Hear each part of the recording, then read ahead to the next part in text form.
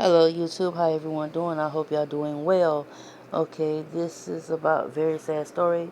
RASHEEM Carter, he's 25-year-old black male. Now, he went missing in Mississippi. He was staying at the Super 8 Hotel. He went to the cops and said that three trucks, three trucks full of white men was following him. This is telling you run across this. And then also when he went into the police station, he was on the phone with his mother. Now, the police are saying something different. They told him, he asked them could he stay there to his ride get there. They told him no. So he had left. He tried to go get a charger, and they got him on a film on camera leaving the convenience store. And that was the second day he went there. He was working at a job out there, and the person he usually ride with was, I guess, a guy that goes to the same hotel. They do got a he was there was a deer camera located on a private property that was found, which that person probably had something to do with his disappearance. This is how I think. I'm not saying they did, but they say that they have hogs on that private property that they have found him on that camera. Now, they say that he was decapitated, that his head was taken off. Now, they say remains, so he was intact, but when they gave his body back to his mother, it was skeletons. And they found some there, and there was another location, a different location that the rest of his body was at. So it wasn't just one location. So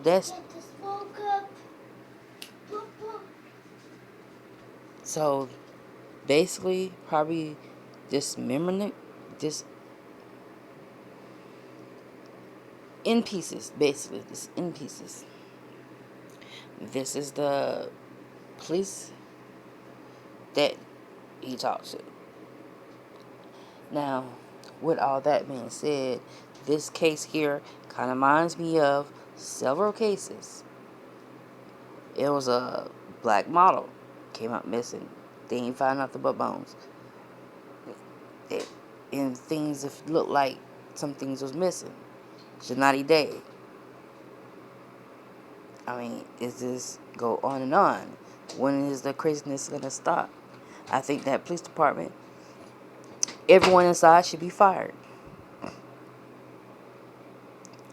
Because either you're telling the truth or the mother's telling the truth. But I pretty much believe the mother because she was on the phone with them. They got there and they said that he left. And they wouldn't let him stay in there. So if it weren't for that, he could have got picked up and went home with his mother. They wouldn't have had to see him again. But they want to do a heinous crime and do bad things to this young man for no reason.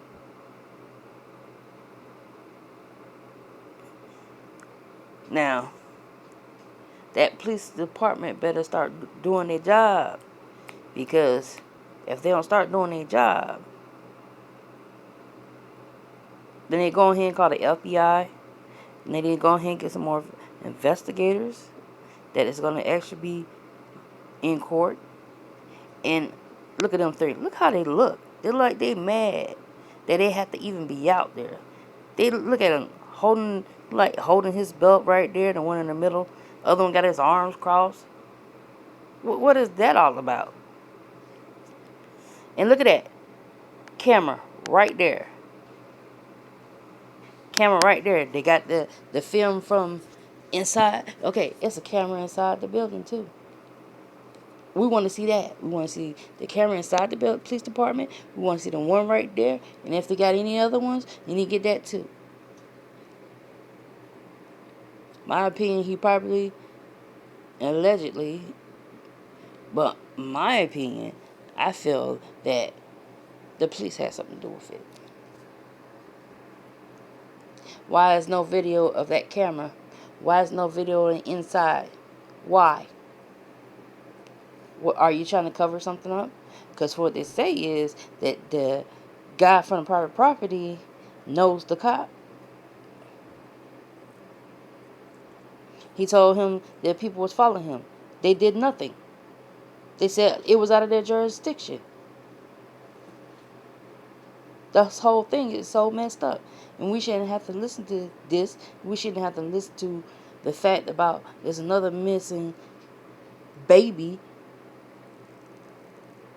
and found. Then they found his remains. And he's not all in one piece. It's messed up. They're wrong for this.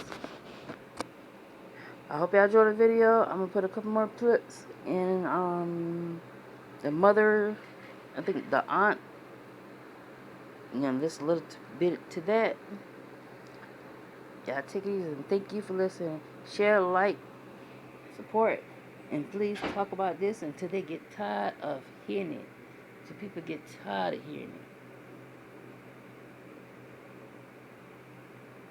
But I want it to get progress. I want things to happen, things in this case that happen, because it's just so messed up that all this keep on happening over and over. People, you supposed to be pulling together. It's 2023, and the crime is getting worse, not less. Mississippi.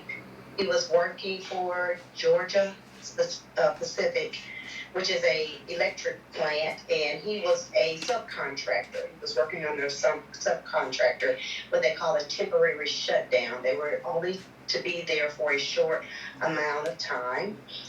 He had gone to work the Monday preceding October the 2nd. He worked every day. He was living in the town called Laura, Mississippi, which is around 22 miles east of Taylorsville. So he was driving, getting a ride back and forth from a coworker. We don't know really what happened on that Saturday. There was some type of miscommunication between he and the coworker that he was riding with, and that coworker indicated to him that Saturday morning that he was okay to ride with him, but he could not ride back with him. So when the work was done, RASHEEM was basically stuck in Taylorsville, Mississippi. RASHEEM is not from Taylorsville. He's from Fayette, Mississippi. He has, he did not know anyone in the town. Here he is without transportation. And RASHEEM was trying to get back to Laura, Mississippi, 22 miles down the road. We do know that he was asking people for a ride that Saturday night. He had asked lots of people that night when we did our investigation. People had seen him, they recognized him. He's a young black man, and no one knew him, so people weren't open to take him for a ride back 22 miles down the road. He had been communicating with his mother. He indicated that he was afraid that there were people after him. His mother advised him to go to the police station. RASHEEM went to the police station. He went to the police station to ask for help, and also he asked while he was there, could they give him a ride back to where he was living? They told him no, that they could not give him a ride. That would be taking him out of their jurisdiction. They were not allowed to do that. RASHEEM left. We're not sure where he stayed that night. We assume that he stayed maybe outside somewhere that night.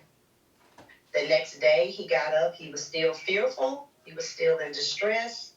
His mother told him to go back to the police station. He goes back that Sunday morning, which was October the 2nd. The police have confirmed that he came both times. And this particular time, he also asked, well, can I just stay here until my ride gets here? Because by now, his mother had put together someone from the town of Fayette, which is about an hour, almost an hour and 45 minutes away, to pick him up. He was told no, he could not stay there, that this was not a place for him to stay. Rasheem was on the phone. He was talking to his mother. He was talking to some more people. And he was standing outside of the police station. And about 7 o'clock that morning, he left. He asked them for a charger. And then he left. And he went to what they assumed that he went to the local convenience store to buy a charger. And that's the last that they saw of him. He's still talking to his mother. He is still sounding as if he's in distress. He's telling his mother someone is after him. 10 o'clock morning on October the 2nd, he is on the phone with his mother. He is in the Family Dollar / Dollar Tree store. Mm-hmm. And he leaves out of there, again, startled. There was someone either came in or indicated that they were coming in for him. He left out of there, I think it was on the video, it was about 10:17. And that's the last time that his mother or any family member has talked to Rasheem. And so, as far as we know, Rasheem, his remains have been found on private property in a wooded area of Taylorsville.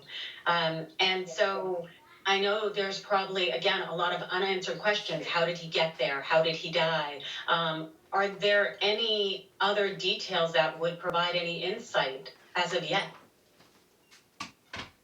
No, there aren't any other details except for a few people, as Marnay mentioned, that a few people had spotted him.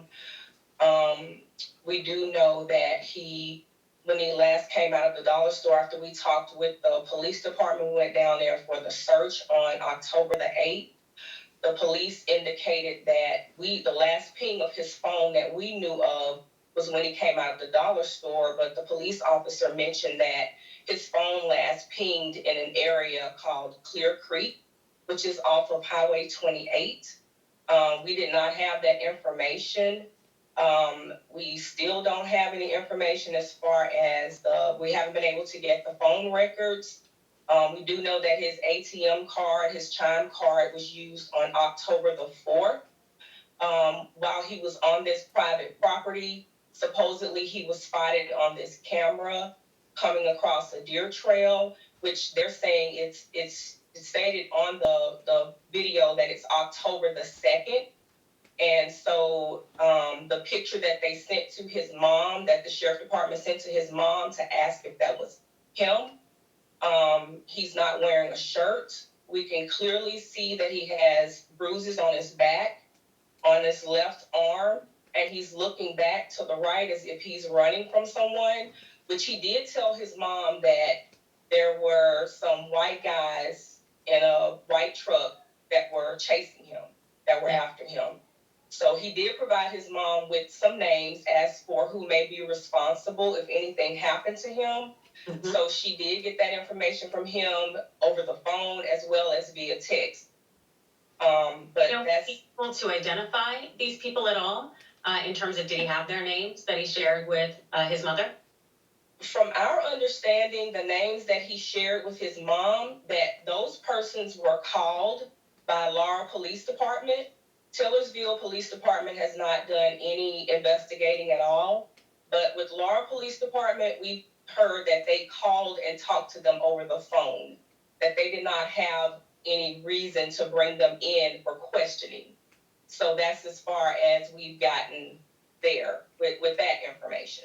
And that's extremely distressing. We already know, statistically speaking, that when one of us, a melanated individual, goes missing or something happens to us or a crime is committed against us, that the law enforcement efforts are lacking in the regard in terms of their pursuit of locating us, finding us, or finding out who hurt us. And so this is very, very distressful and disheartening, particularly as you have a young black man in what sounds to be rural Mississippi, saying that white men were basically hunting him, and then also seeing him on this video footage. And so, as of right now, it's my understanding that that Rasheem's body is being autopsied right now. Is that right? At this point, I'm sorry, Renee, did you want to answer that? That's fine. We spoke with his mother today, and she did indicate that his remains were sent to the crime lab, the state crime lab, which is located in Pearl, Mississippi. They are backed up, so it's taking time. She did try to contact them today, and she could not get through to them to find out any other information as far as an estimated time. And are you all looking at getting a private autopsy? Also, I will post the GoFundMe they got started for the independent autopsy.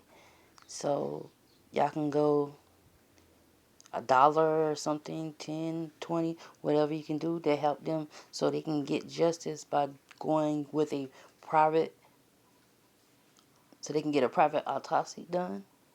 So when they try to sue them and all that other stuff they probably have to do, I mean, the much as possible will help. Share this so a lot of people can get awareness and learn from this at least so they can be safe,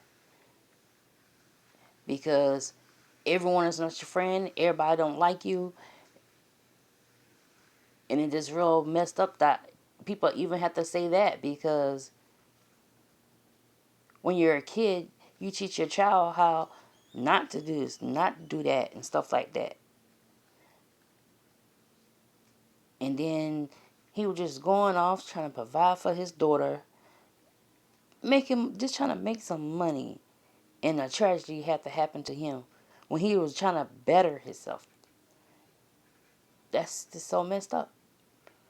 Young man trying to better himself, trying to do things positive, trying to stay out of trouble, and that happens to him. It shouldn't even be like that. He should be able to go down there, get the job done, go back to college or whatever he wanted to do. The sky was the limits, but no, some hateful people had to do something hateful.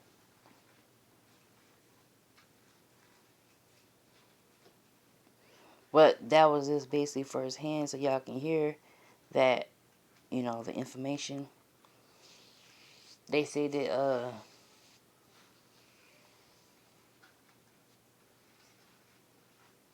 I'm not gonna say no more. I'm gonna wait and try to hear some more and do more another update on this video, on another video, about if I hear anything new that I didn't say.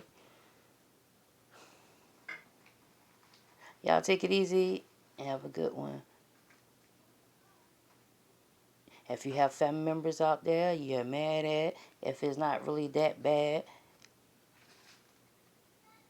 patch things up, because you never know if the last thing you said to that person, your loved one, your family member, your blood, that the last thing you said to them was hateful. So if it was something small, like even that, still patch things up. Because tomorrow's not always promised. It don't matter if you the greatest person, most generous, nice people. And that's the messed up thing. The most nice, generous, kind people, majority of the time, are the ones that get harmed. That's the messed up part. But I guess the only positive part that they can look above, there be up in the heavens looking above. But even if he was uh, a little bad, what, how he was just basically tortured. That just uncalled for, uncalled for.